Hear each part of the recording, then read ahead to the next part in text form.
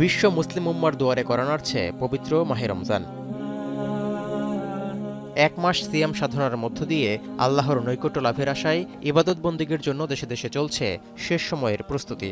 এছাড়া নিত্যপণ্যের বাজারগুলোতেও ভিড় বাড়ছে।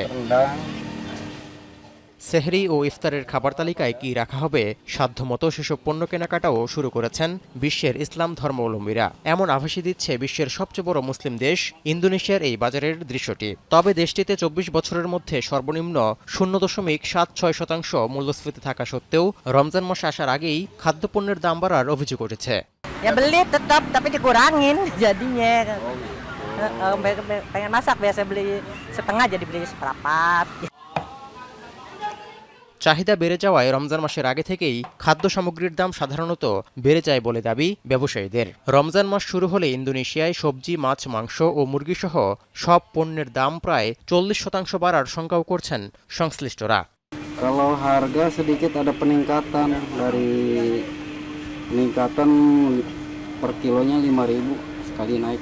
Mereka tuh kan biasanya royal, sekarang kan udah nggak bisa royal lagi, otomatis pengeluaran di-manage sama dia kan. Pengaruh lah buat kita. Udah harganya menjelang mau puasa itu udah pasti. এই অবস্থায় খাদ্য ও নিত্যপণ্যের দাম রমজান মাসে কমাতে দ্রুত ব্যবস্থা নিতে প্রশাসনকে নির্দেশ দিয়েছেন ইন্দোনেশিয়ার প্রেসিডেন্ট প্রাবো সুবিয়ান্তো। তৌহিদুর রহমান, এখন বিশ্ব।